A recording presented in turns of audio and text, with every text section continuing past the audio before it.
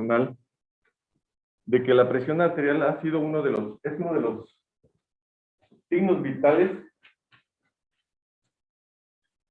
que más se practican y que muchas patologías o muchos síntomas o muchas molestias les echamos la culpa a la presión arterial.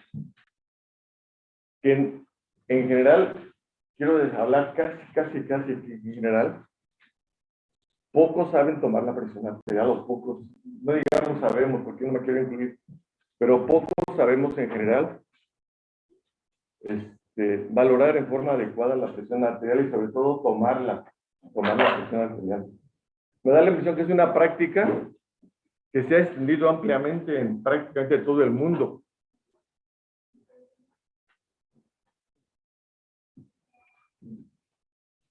¿Se pueden callar, por favor?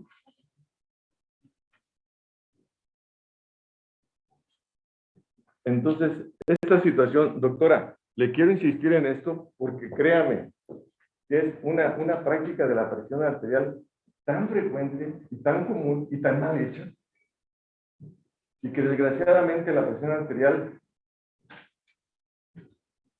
bueno, es un factor de riesgo muy importante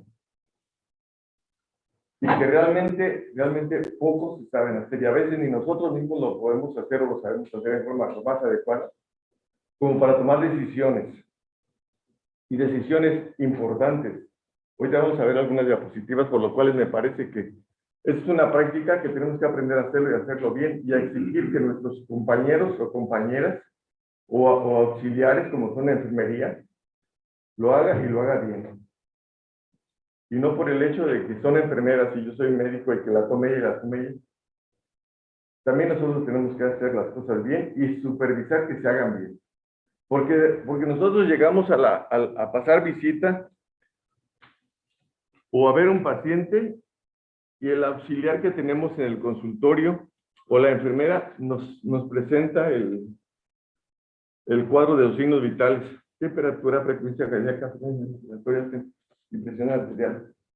Pero en pocas ocasiones tomamos el estetoscopio y el aparato electromanómetro para ir a tomar la presión nosotros, porque es una tarea de la enfermera. No es cierto, no es que no sea, pero que lo hagan bien. Vamos a ver algunas cosas. Adiós.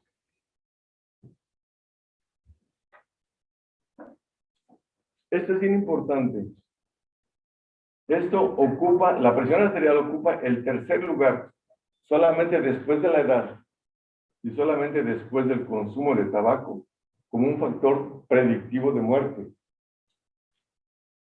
Así de gruesa es esta situación.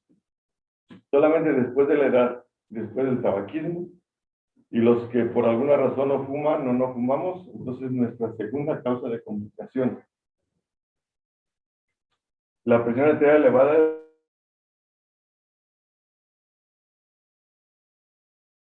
presión arterial es más frecuente que la diabetes, pero mucho más frecuente que la diabetes. Doctora, sálgase a comer, por favor. Sí, doctor, no sé qué. No importa. Usted, nada más no coma aquí, por favor, sálgase. Si va a comer, sálgase. Por favor. Entonces, esto es bien importante, la presión arterial.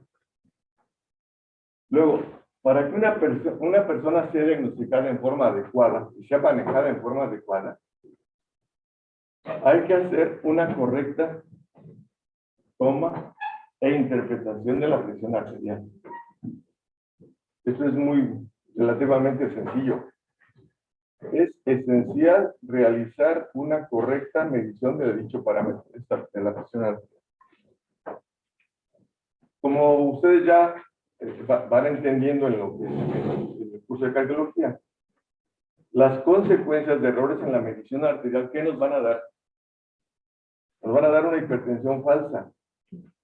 Y cuando hacemos un diagnóstico de hipertensión en forma errónea, pues vamos a aumentar la carga al servicio sanitario y al paciente que haga una inversión en un tratamiento que a veces no requiere. Eso es bien importante. Luego, La hipertensión que no se diagnostica, ¿qué estamos perdiendo aquí? Estamos limitando el beneficio de un paciente que se controle por la presión arterial. Y eso es, como dijimos en la primera diapositiva, es un factor de riesgo. Es el tercer factor de riesgo después de la edad y el tabaquismo.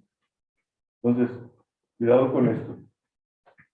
Por eso debemos que tener una presión, una técnica y una presión arterial. Doctor, cierre tu libro. No le interesa lo que le estoy diciendo. Hace que se lo puede tener en casa.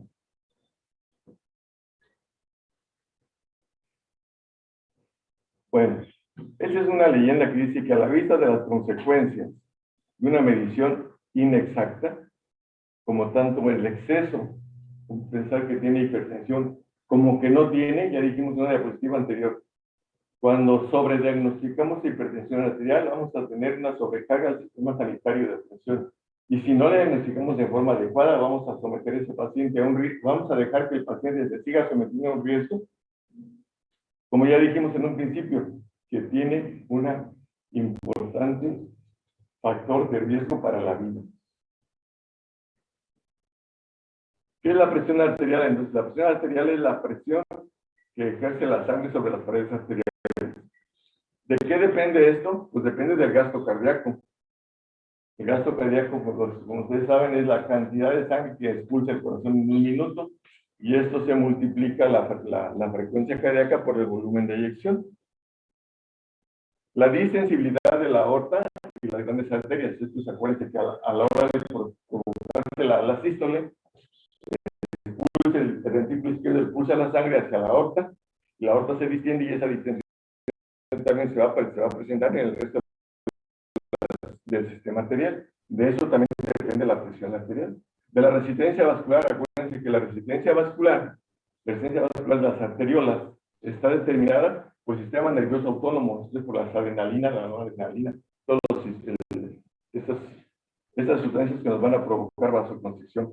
Y el volumen de sangre, obviamente, si una persona tiene un volumen de sangre normal o lo tiene disminuido, pues ese paciente puede tener cambios o sufrir cambios en la presión arterial. Entonces, de eso depende Como ya vimos, la presión arterial se valora en dos cifras, que se llama la diastólica, que es la presión que se alcanza después de la eyección, después de que se pueda registrar, cuando está el ventrículo, cuando está el llenado ventricular. ¿Y de qué depende esto? Depende fundamentalmente de la resistencia vascular periférica. Si una resistencia vascular periférica está elevada, la presión diastólica va a estar también elevada. Ahora vamos a pasar a unas diapositivas que son parte de la historia. Y eso es para que tomemos también en consideración. Cuando hablamos de un poquito de historia de la presión arterial, estamos hablando, si ustedes se fijan en esa diapositiva, de 1773. Y dice, yo encontré este escrito, y dice, en diciembre, bueno, y ustedes lo leen desde allá. Entonces, en diciembre hice sepultar una yegua viva por el dorso. Es la descripción de cómo una persona que se dedicaba a estudiar los líquidos, y se dedicaba a estudiar la circulación de la sangre, empezó a medir la presión arterial. Si nosotros sabemos que tenemos aquí, ¿cuánto tiempo tenemos los Homo sapiens en la Tierra?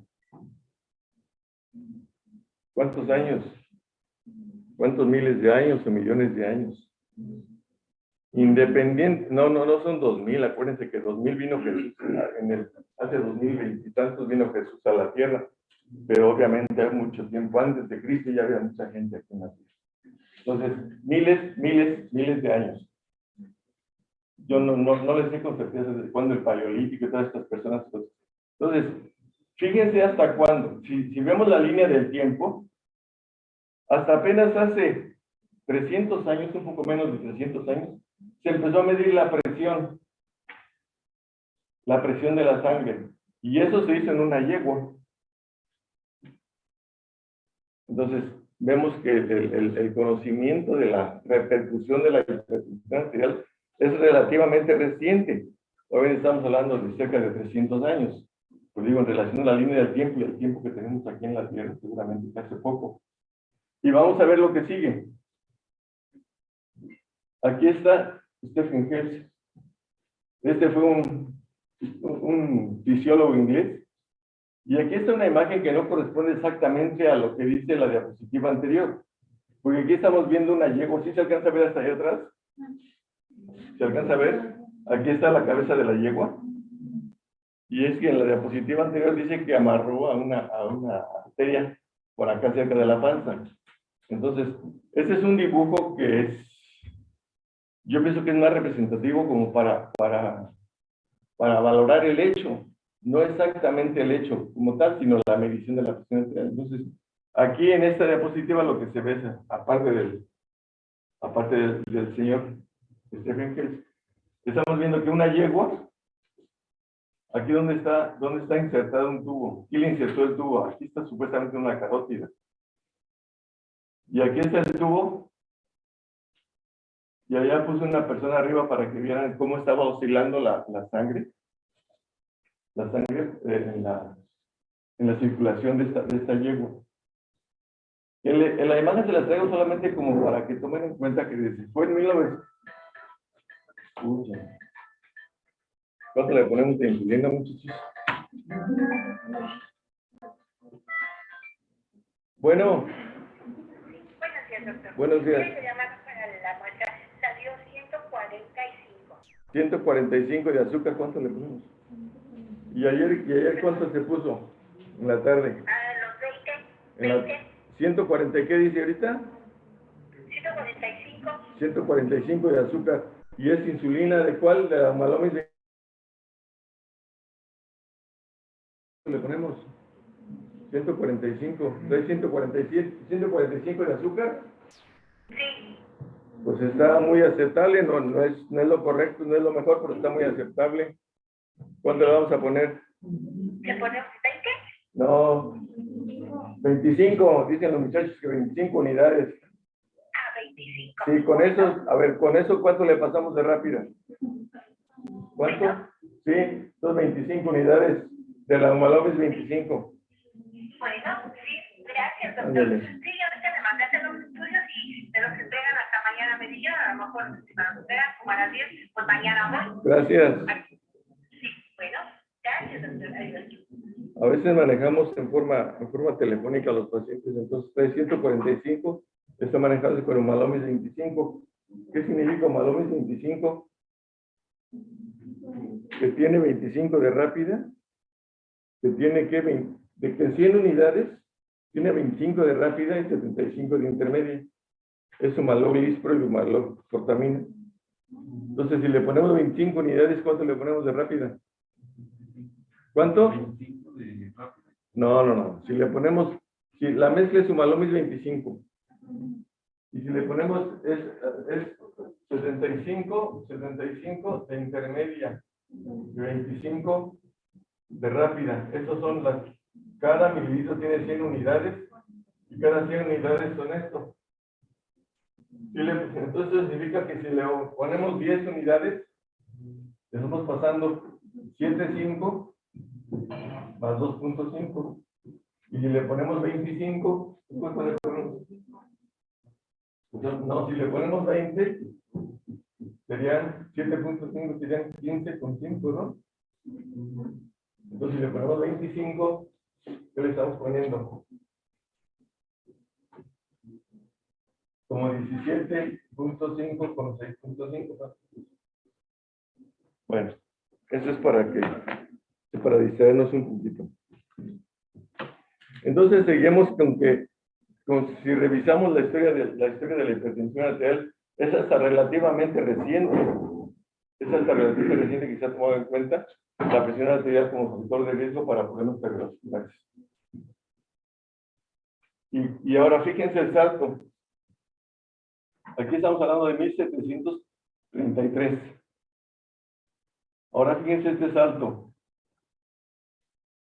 Independientemente de quién es este señor, Ese es un médico francés. Un médico francés que dice que sus contribuciones científicas iniciales más importantes versaron sobre mecánica de los líquidos en el flujo de la sangre humana al pasar por tubos capilares.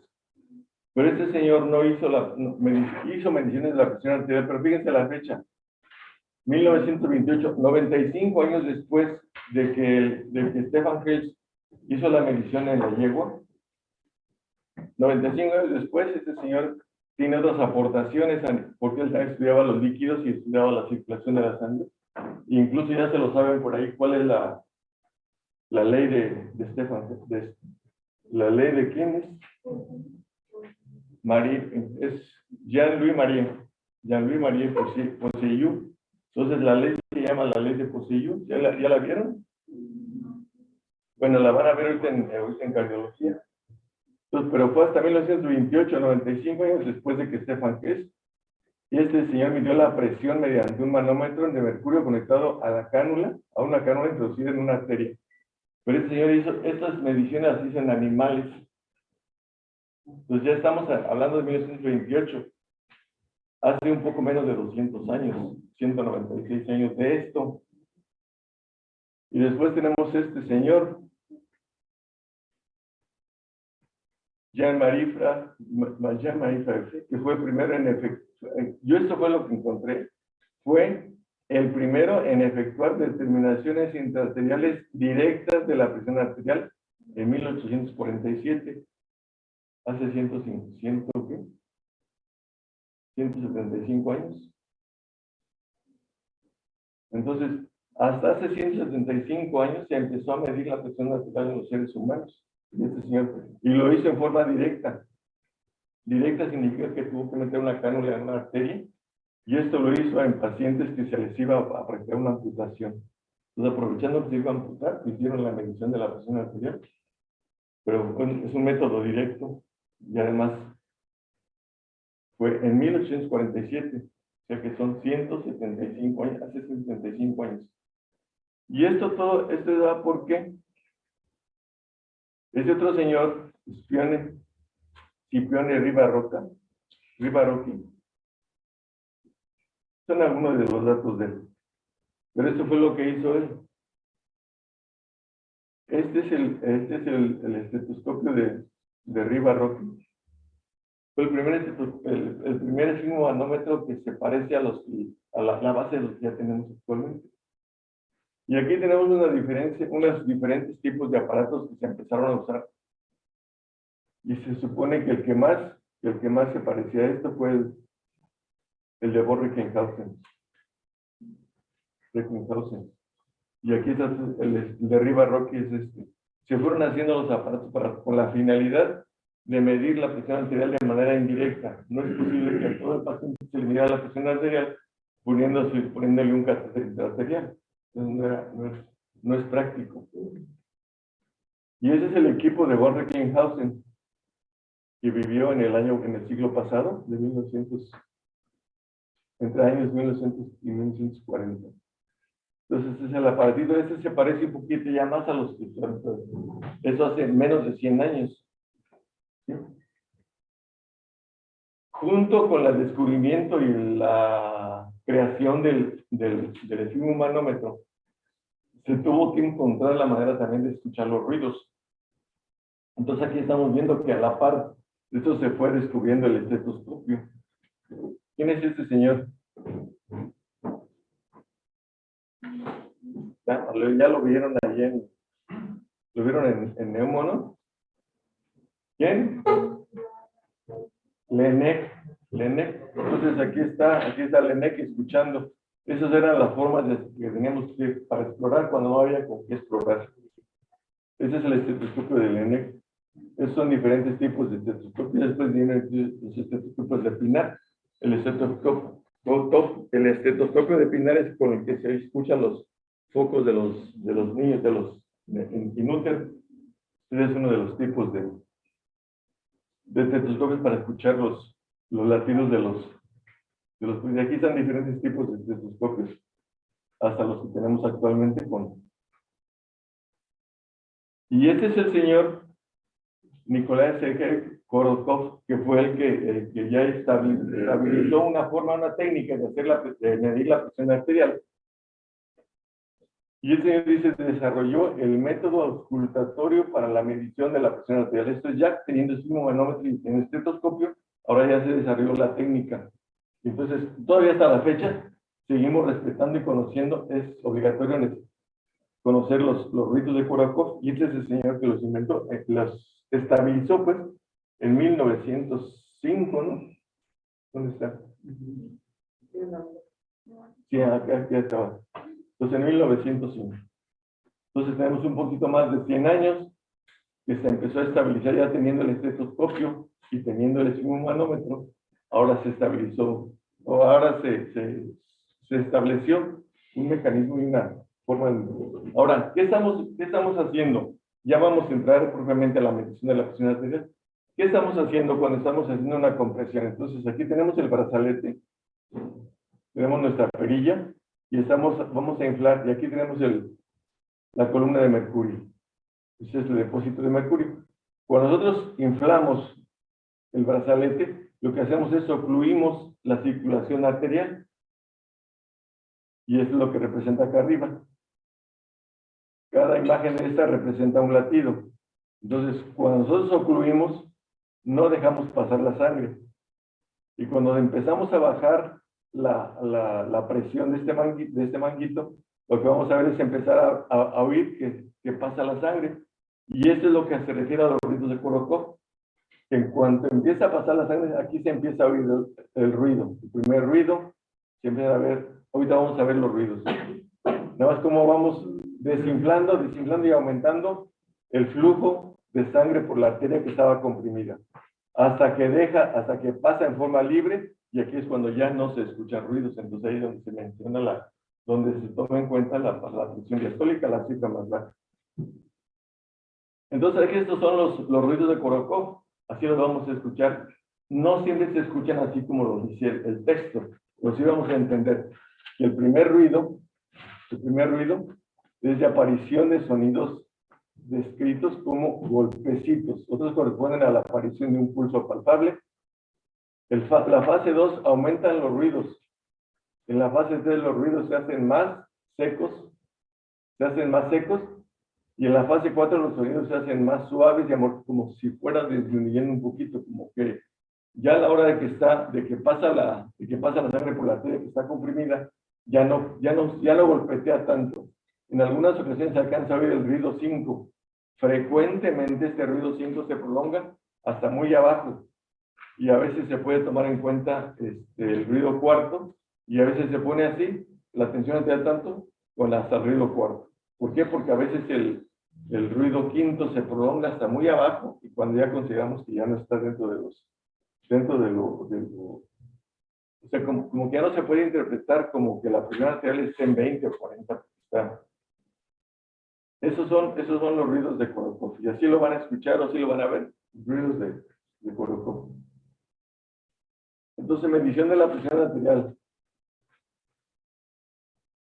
¿Cuáles son los objetivos que tenemos cuando vamos a hacer? O sea, tenemos que tener razones por las cuales vamos a hacer esto. Entonces, vamos a identificar ya en la actualidad, ya nos toca, lo que hablamos de historia fue como para tratar de entender que hasta recientemente habíamos empezado a medir la presión arterial. Y ahora ya en la actualidad, ya que nos toca tomar la presión arterial con estos objetivos, identificar los factores de riesgo, los factores del estilo de vida que contribuyen a la presión arterial elevada y al mayor riesgo de enfermedad cardiovascular. Ese es un objetivo que debemos tener en la cabeza. Segundo, identificar factores de riesgo cardiovascular asociados. Ya dijimos que en las primeras diapositivas que el principal factor de riesgo es la edad y el tabaquismo, y después la presión arterial, y aparte tenemos otros factores de riesgo cardiovasculares, como son el tabaquismo, como son la colesterolemia, la obesidad, la dislipidemia. Entonces a eso se refiere identificar factores de riesgo. Una vez que encontremos y que definimos que una paciente o una persona tiene hipertensión arterial, hay que buscarle otros factores de riesgo siempre. Desde la edad, el colesterol, el tabaquismo, la obesidad, la dislipidemia, todo, y glucemia. Luego, evaluar la lesión a órganos blancos. En un paciente ya se conoce hipertenso. Con esto también hay que evaluar si el paciente tiene ya, ¿cómo se llama? Lesión de órganos diana. Ahorita vamos a ver cuáles son los órganos diana, ya se saben. Los órganos diana, que son los que se afectan por la presión arterial, y son el cerebro, los ojos, el corazón y los riñones, como son los 4 órganos diana. Entonces, cuando vamos a tomar la presión y vamos a buscar lesiones que esté generando la presión arterial, tenemos que ver cómo está el cerebro, cómo están los ojos, cómo están los riñones y cómo está el corazón. Después, evaluar, identificar cualquier causa secundaria de hipertensión arterial. No sé si me toca a mí la otra plática, parece que sí, de hipertensión secundaria.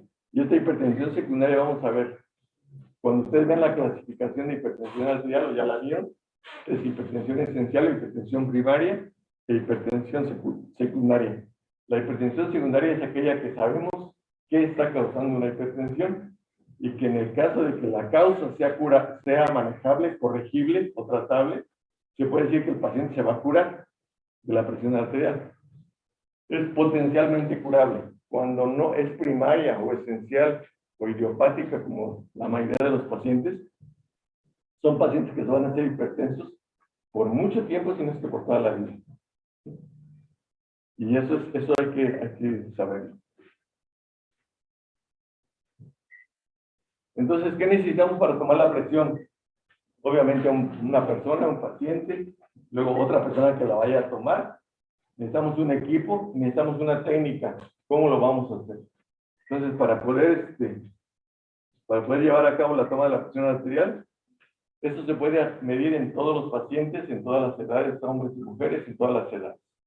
Obviamente también eso se da en niños. Yo no tengo la experiencia de manejar niños, pero también está dependiendo de las necesidades. Ahorita vamos a ver los brazaletes que se requieren para cada uno, desde la infancia y hasta la gente adulta y la gente de mayor peso. Las personas que vamos a tomar la presión arterial debemos tener pues, buena visión o corregir nuestra visión con los lentes, buena audición también y conocer la técnica. Es lo que vamos a hacer ahora. ¿Qué necesitamos? Un esfigmomanómetro y un fonendoscopio. A veces este fonendoscopio o endoscopio no lo vamos a necesitar cuando utilizamos un equipo electrónico. Pero vamos a necesitar un esfigmomanómetro calibrado. Estos, los más usados en la clínica van a ser los de mercurio, los anaeroides y los electrónicos. Los electrónicos pueden ser de brazo, de muñeca o digital. Esos son los... Ahora, vamos a ver. Y un estetoscopio. Los equipos ya los conocen ustedes. Entonces, los equipos son este de arriba, es uno de mercurio. Aquí ven, ya conocen ustedes estos aparatos. Tienen aquí una columna de vidrio con numeración. Y aquí abajo tienen el depósito de mercurio. Después aquí tienen, después del depósito de mercurio, tienen una extensión tubular hasta donde llega el manguito. El manguito es el lule o la cámara, pues propiamente. Y esa cámara está metida en un brazalete de tela. Aquí vemos el brazalete de tela. Aquí esta es la cámara. Esta es la cámara o manguito. Y esto es ya el manguito dentro de la cámara. La siguiente, ¿qué le hago? Aceptar.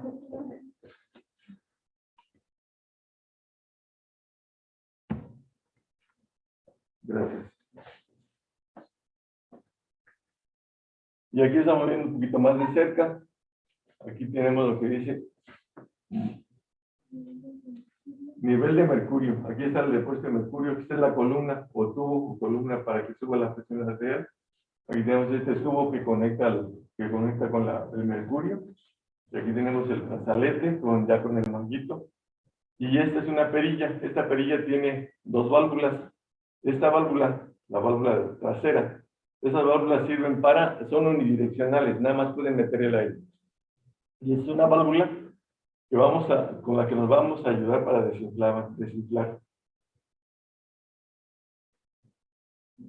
Estos son anaeroides. Los anaeroides son los que más, como estudiantes, más usamos en un principio. Y son los que tienen aquí un cuadrante como relojito. Todo lo demás es igual. El brazalete con el manguito, las válvulas, esta perilla con las válvulas. Y eso lo que vamos a hacer es inflar por aquí y esto se va a pasar para acá y acá nos va a estar marcando. Y eso es una muestra de los electrónicos. También hay muchas marcas de aparatos electrónicos. Estos electrónicos, este me parece que es de muñeca, porque los electrónicos otros, como el que les mostré previamente, esto es de, ¿dónde están? Ya. No es de muñeca. Los de muñeca nada más tienen así no tienen todo el brazalete. Es un brazalete muy pequeño, más bien.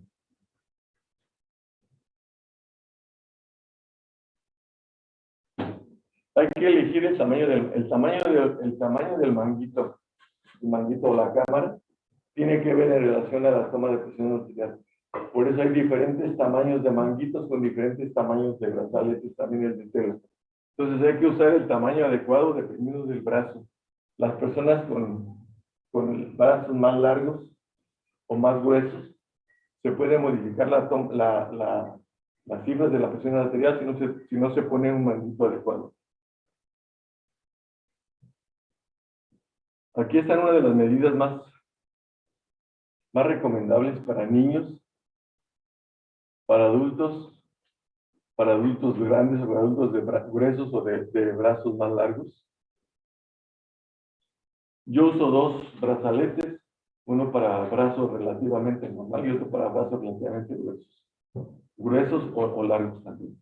Se supone que el brazalete debe cubrir 2/3 partes de la circunferencia del brazo y debe estar colocado. Ahorita vamos a ver cómo se coloca eso. Son tamaños de manguitos. El anterior era de brazaletes. Desde manguitos, o sea, la cámara que llevan adentro, la cámara de hule. Entonces hay que tener diferentes tipos de manguitos. Luego esto es el brazalete con el manguito adentro. Hay que colocar esto por arriba del pliegue anterior del codo, que esté cubriendo la arteria que se va a percutir. Y en esta diapositiva, de este lado, lo que vemos aquí es la columna de mercurio. Este cuadro, este rectángulo negro, indica la tela con la que va a cubrir. Esta es la bolsa de plástico, la bolsa de goma. Aquí tenemos la válvula. Ahí va la técnica. Este es en lo que quisiéramos hacer un poquito más de hincapié. Eso sí los vamos a repasar uno por uno. Bueno, son muchos pasos que hay que tomar en cuenta para eso. Primero, el paciente debe abstenerse de fumar o ingerir cafeína o algún otro alimento estimulante por lo menos 30 minutos antes de que se tome la presión arterial. Y debemos investigar si este paciente ya es hipertenso, toma algún medicamento. O si no es hipertenso y se encontró la presión arterial en forma accidental, hay que investigar si el paciente está tomando algún medicamento que puede estar subiendo la presión arterial, corticoides, o que la baje también como los diuréticos. Corticoides o medicamentos vasoconstrictores. Cuando tenemos un problema gripal, una bronquitis, lo muy común que usamos para quitar la moquera es vasoconstrictores. Y estos vasoconstrictores, aunque sean locales o que sean tomados, pueden afectar la presión arterial temporalmente. Si un paciente es hipertenso y le damos vasoconstrictores para quitarle la rinorrea, este paciente le puede subir la presión arterial temporalmente. Por eso hay que preguntar que pueda subir la presión temporalmente. Luego, hay que también ver si está tomando medicamentos vasoconstrictores o broncodilatadores. Los broncodilatadores, ya lo vimos en la clase, en el curso pasado, como el salbutamol o los medicamentos que son agonistas beta, que van a aumentar la dilatación, van a provocar broncodilatación, pero también van a provocar aumento de la frecuencia cardíaca. El salbutamol es uno de estos medicamentos que son muy socorridos, que los damos inhalados para posible broncolatación, pero aumenta la frecuencia cardíaca y eso aumenta también la presión arterial. Hay que ver si sus pacientes están tomando algún medicamento que pueda cambiar o modificar la frecuencia cardíaca o la vasoconstricción de los vasos anteriores. Luego dice, en un ambiente calmado, la presión arterial se puede tomar o se va a tomar donde sea, donde esté el paciente, pero lo más adecuado para tomar decisiones es que sea un ambiente tranquilo, paciente calmado, con buena temperatura, en reposo, sentado con la silla, sentado en una silla, con los pies apoyados y con la espalda apoyada también con respaldo. Por lo menos antes de que se tome la presión arterial, el paciente debe estar en reposo por lo menos de 3 a 5 minutos. Y les digo esto porque a veces en las instituciones, a mí me tocó trabajar algunas vez en instituciones, que los pacientes llegan y se sientan en el área de espera, y ahí sentados pasa la enfermera a tomarle la presión arterial, y se la toma una vez y vámonos. Entonces, técnicamente es una técnica deficiente. Y esto es porque tienen muchísimo trabajo. Entonces, el paciente está en reposo y vamos a seguir hablando de esto. El brazo del paciente debe estar libre de ropas. Esto es, no es nada más de que me arremango la camisa y ahí se queda. Hay veces que hay camisas o ropas que sí lo permiten tener libre el brazo sin presiones, pero hay ocasiones en que la suben con tanta presión, entonces, que a lo mejor no es tan severo la compresión que causa una camisa remangada o una ropa apretada, pero es deseable que esté libre totalmente de ropas para que puedan ponerse bien el brazalete y que también no vaya a comprimir la circulación. Entonces debe ser sin ropas que aprieten la parte superior del punto medio del brazo. El punto medio del brazo a la altura del corazón. El paciente no debe hablar mientras se está tomando la presión, ni debe mover las piernas. El paciente debe estar sentado, recargado, con las piernas abajo, sin moverse y sin hablar. Si hablan, ustedes van a ver cuando quieran y podemos hacer las pruebas. El paciente habla y empieza a aumentar la frecuencia cardíaca y modifica la presión. El brazalete debe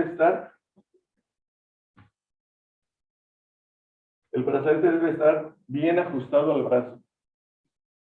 Siempre por arriba de 2 a 3 centímetros por arriba del pliegue del codo. ¿Esto es para qué? Para que nos permita poner la cápsula del estetoscopio sin que... Y también esto es muy común en enfermería. Se pone el estetoscopio y mete la cápsula del estetoscopio por debajo del brazalete. Eso no se vale, eso no está bien. A eso me refiero, que son todos los errores que llegamos a cometer. Colocar el brazo del paciente a modo que el esté a nivel del corazón. Si el paciente, a ver, por ahí dudas, pero dígame. No. No, dígame. Pues lo mismo que usted dijo, que no se debe de meter. No dijimos Que sí lo hacen, ¿verdad? Que sí. Entonces, colocar el brazo del paciente a modo que el manguito quede a la altura del corazón. Palpar el pulso de la arteria braquial cuando tiene el brazo. Colocar el manómetro de mercurio anaeroide de manera visible, ya que sí se puede ver. No querer uno así como con el paciente así chueco y es incómodo. Entonces pongan bien su brazo. Pongan bien su brazo.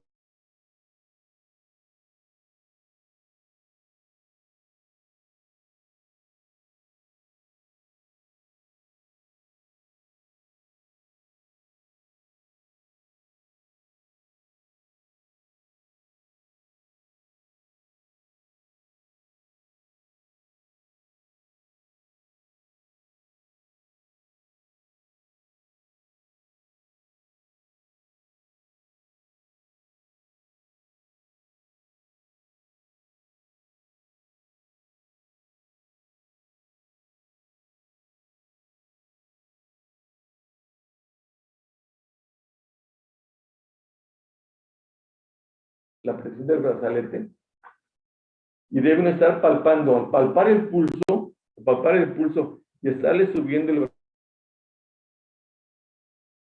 momentos en que se pierde el pulso. Entonces, en un momento dado, si estamos pensando que un paciente tenga 120/80, le estamos palpando el pulso y le subimos la presión, aproximadamente al 120 vamos a dejar de palpar el pulso. Y viene la recomendación que sigue. La inflado del manguito debe ser entre 20 a 30 centímetros, a 30 milímetros de mercurio, por arriba de donde se dejó de palpar el pulso, de palpar. Cuando se vaya a desinflamar, a desinflar, eso dice, inflar el manguito hasta que desaparezca el pulso a su nivel y desinfle. El método palpatorio es particularmente útil para su inflación. O sea, que no estemos insuflando de más, siempre insuflar de entre 20 y 30 milímetros de mercurio por arriba de donde dejamos de percibir el pulso. Porque si hacemos una insuflación muy grande después de 30 o menos de 10, podemos tener modificaciones en las cifras de la presión arterial. Se coloca la campana del estetoscopio, no la metan, por favor, ahí en al manguito. Infle el manguito, como dice aquí, hasta 20 o 30 milímetros de mercurio por arriba del nivel donde se hubo la oclusión del pulso. Fije la vista en el menisco y hay que bajarlo. Y hay que ir bajando poco a poco, desinflar de 2 a 3 milímetros por segundo hacia abajo. No tenemos prisa, no tenemos que estar guiando y apúrese y no estar arreando, por decir de alguna manera, a los pacientes y no se mueva y pues, no debemos tener prisa para esto. Relacione la presión sistólica con el primer ruido, o sea, cuando escuchan el primer ruido, ahí es donde está la cifra sistólica. Y cuando dejan de oír el último ruido, es la presión sistólica. Doctor, una pregunta. Sí. Lo de ver el punto hasta que se ocluya, ¿es en la braquial? Se también me había dicho que hicieran la realidad hasta que ya no lo sintiera y ya entonces lo elevaba a 20 a 30 más. Si lo pierde aquí, lo va a perder acá. Por eso, pero eventualmente. La que quiera.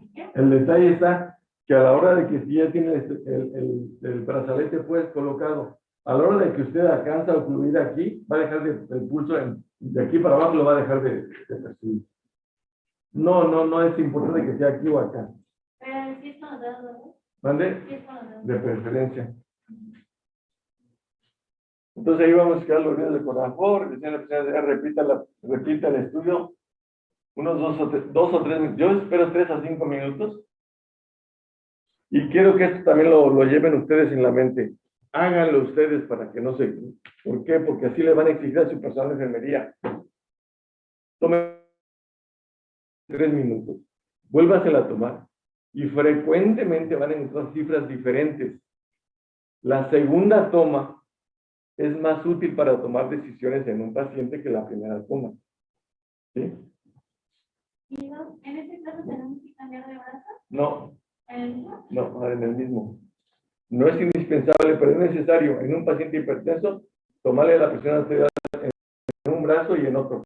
Y se supone que si uno hace su historia clínica, uno va a registrar en qué brazo encontró la presión más alta y en lo sucesivo se debe seguir tomando en cuenta tomar la presión en el brazo que encontró más alta la presión. En circunstancias especiales, la presión puede venir el paciente en forma de cúbito, sí. Hay ocasiones en que entonces se puede tomar. ¿Qué es lo que tenemos que hacer? Cuando el paciente está en el cúbito, lo que debemos hacer es un poquito, elevar un poquito el brazo para que el brazalete caiga a la altura de la aurícula. Eso es lo que debemos hacer.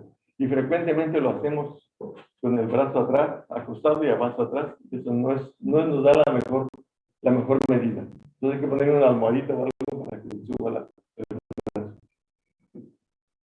Debe registrarse la presión arterial y anotar las cifras de la presión, la fecha, la hora, la extremidad y la posición del paciente.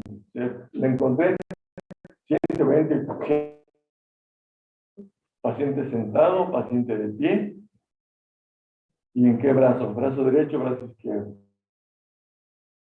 Entonces, no es una cosa, no son cosas del otro mundo. Lo que yo veo con esto en la práctica es que como que nos gana la prisa. Y frecuentemente, por ejemplo, digo esto para que no estoy hablando en contra del personal de enfermería, pero hay ocasiones en que, y ahora desde que usamos el oxímetro, ya no les toman la frecuencia cardíaca, lo que les marca ahí, les marca ahí. Y hay ocasiones en que también eso se puede modificar. Como que se ha perdido un poquito el hecho de la enfermera. Yo nunca, así se lo digo, nunca he visto una enfermera que pase a tomar sus signos vitales y se ponga el estetoscopio y le escuche la frecuencia cardíaca, que le escuche, no. Siempre el pulso o bien lo que les marca el pulso, siempre. Y eso no está bien. Y la otra cosa, cuando tenemos un trastorno de ritmo, como las fibrilaciones auriculares, trasístoles y esto, la frecuencia cardíaca va a variar, sobre todo en la fibrilación auricular, que es latidos muy irregulares, y a veces eso no nos dan el aparato. Y otra cosa, cuando tengan un paciente con arritmia, de preferencia utilicen el sismomanómetro de mercurio. El electrónico no les va a ayudar mucho, ni tampoco el aneroide. Es preferible el estetoscopio, el estetoscopio y el de mercurio. Entonces aquí vamos a encontrar algunas variables que decíamos. Variables que pueden interferir en la medición de la presión arterial. El ambiente. Muchachos, el ambiente no va a estar, en urgencias nunca va a estar un paciente. Es excepcional que esté un paciente totalmente tranquilo en urgencias. Si va el paciente en urgencias, es que tiene algo grave, agudo, reciente. Y los servicios de urgencia no son un ruidajo y todo el mundo habla y grita y entra pacientes y salen. No van a encontrar el ambiente más adecuado, porque hay que hacerlo ahí, porque ahí está el paciente. Y el examinador, ¿no? Nosotros tenemos que guardar la calma también. El instrumento y a la técnica. Ya dijimos que tienen que ser aparatos aparatos adecuados. Variables del ambiente. Un ambiente tranquilo. En urgencias no van a estar tranquilos. Libres de ruidos. Tampoco van a estar libres de ruidos en urgencia, porque tienen que buscar la manera de tener el mejor dato posible. El paciente en urgencias, los pacientes que llegan a urgencias graves, delicados, van a estar acostados, no van a estar sentados.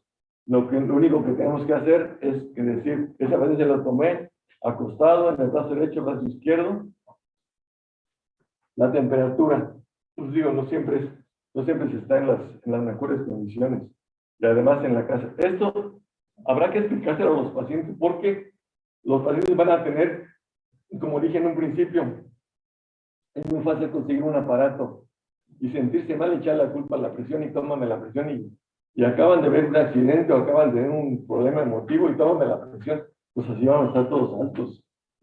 Y le habla del paciente, o sea, traigo 150, 100. ¿Y qué pasó? ¿Por qué se descontroló? No, pues no sé, ¿qué pasó? No, pues nada, es que se acaba de pelear con él. Y a veces, si no tenemos esa precaución de estar investigando si hubo un factor de riesgo o desencadenante en un momento dado, le vamos a, ¿sabe qué? Pues tómese tal medicamento, y al rato lo tenemos en hipotensión. Lo mismo en urgencias llegan, todo paciente que llega a urgencias porque tiene algo relativamente agudo. Y esos pacientes nunca van a estar tranquilos teniendo un problema agudo que llegan a urgencias. Nunca van a estar tranquilos. Y siempre va a haber, como dijimos en un principio, la resistencia arteriolar la va a controlar el sistema autónomo. El sistema autónomo, ¿por qué se llama autónomo? Pues porque no respeta la voluntad. No es posible que diga, es que yo quiero estar tranquila aunque me esté muriendo. Pues no se puede. Entonces, esto es lo que hay que tomar en cuenta. ¿Qué más? Una vez que ya tomamos la presión arterial y decidimos que es hipertenso o que no es hipertenso, debemos empezar a buscar lo que dijimos en un principio, tomarlo en consideración como un factor de riesgo cardiovascular. Entonces, vamos a ver la presión arterial. Entonces, no sé si esta sea la más actualizada, pero sí nos sirve para decir que una presión arterial normal, una presión elevada, una presión de diferentes elevaciones, va a ofrecer normal, pues el de verde de no riesgo, amarillos de diferente intensidad de mayor riesgo y rojos que indican Entonces, eso indica que a mayor presión arterial, el paciente tiene mayor riesgo. Y en cuanto tenemos esto, vamos a empezar a pensar qué otros factores de riesgo cardiovascular tiene. Entonces, ahí empezamos. A ver, ¿es varón, es de más edad, o es una mujer, o es fumador, tiene sobrepeso, tiene diabetes, tiene lipidemia? Si no lo sabemos, hay que pensar en esa situación para meternos a estudiarlo. Ese paciente, porque ese paciente ese es un factor de riesgo, pero puede estar asociado con otros factores de riesgo. Y obviamente hay que manejar todos los factores de riesgo como vemos en un paciente. ¿Ya?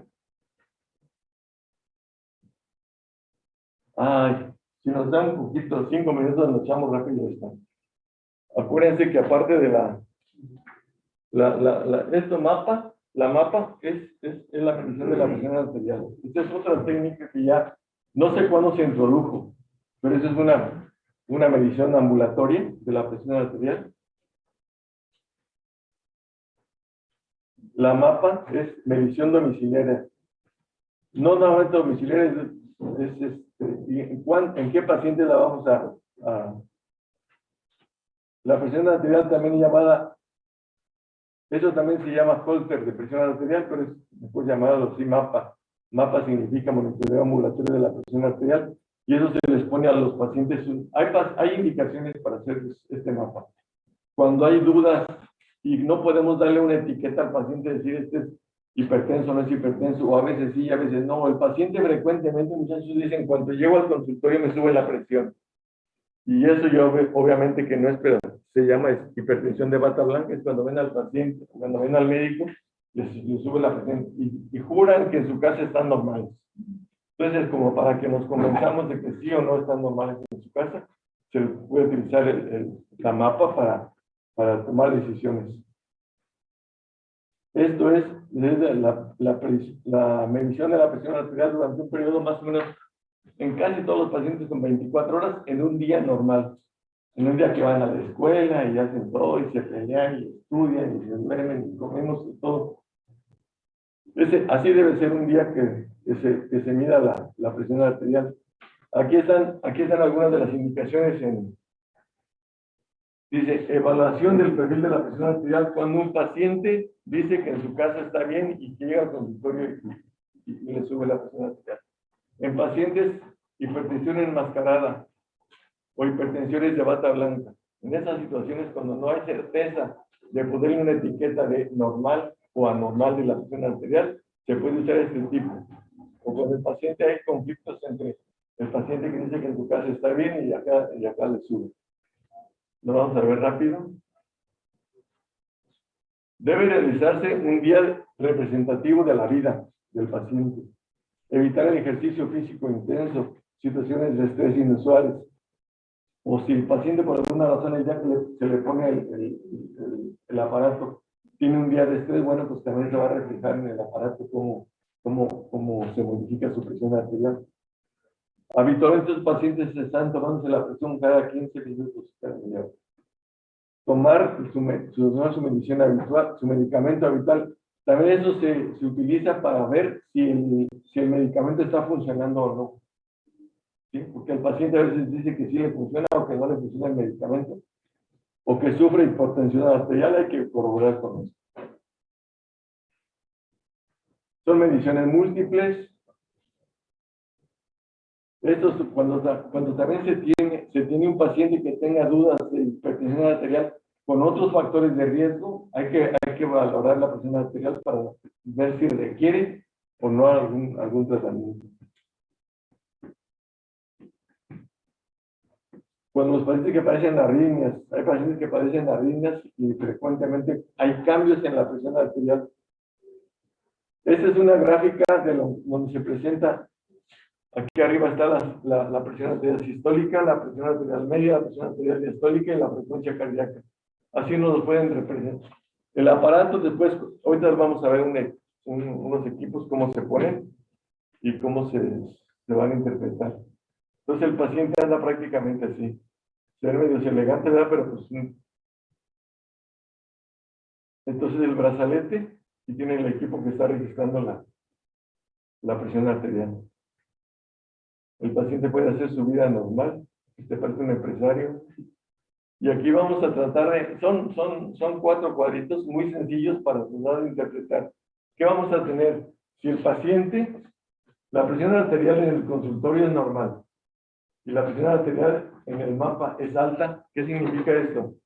Que tiene hipertensión enmascarada. Si el paciente tiene la presión arterial en el consultorio la tiene alta y el paciente en el mapa la tiene alta, este paciente es hipertenso o está hipertenso y no está controlado.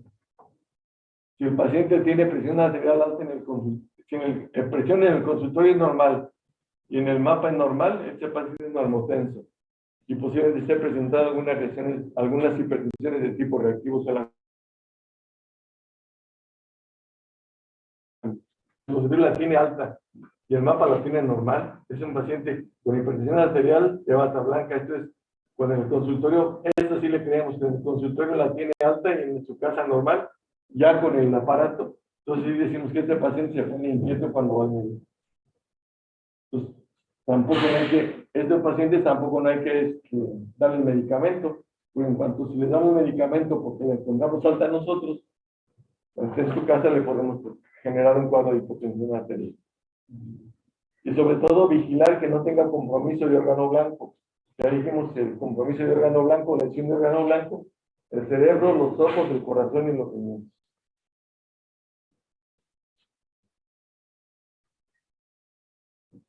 Variables del examinador, bueno, hay que tener buena vista, buena audición, conocer la técnica.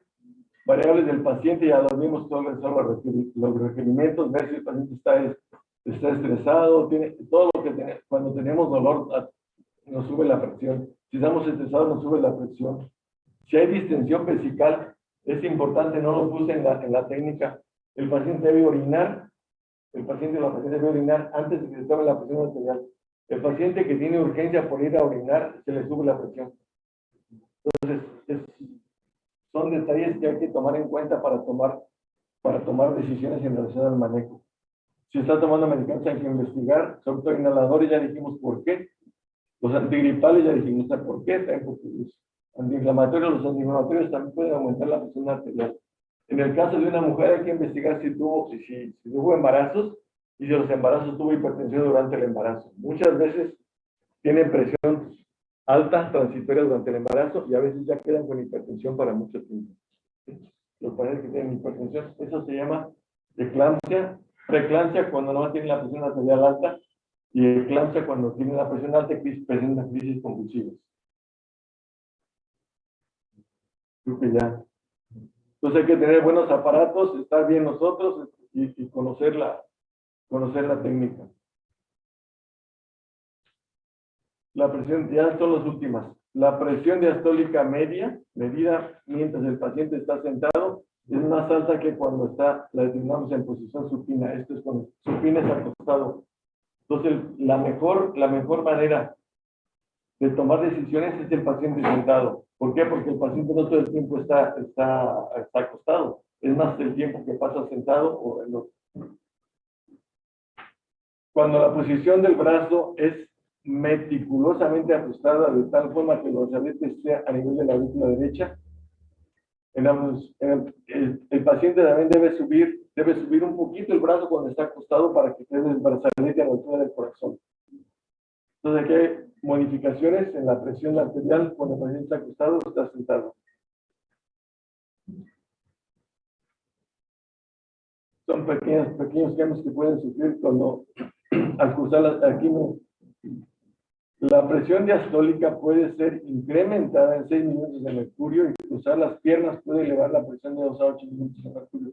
Por eso la recomendación de que el paciente debe estar sentado con el respaldo de la espalda y con las piernas apoyadas, pero sin hacer fuerza. En las piernas están cruzando.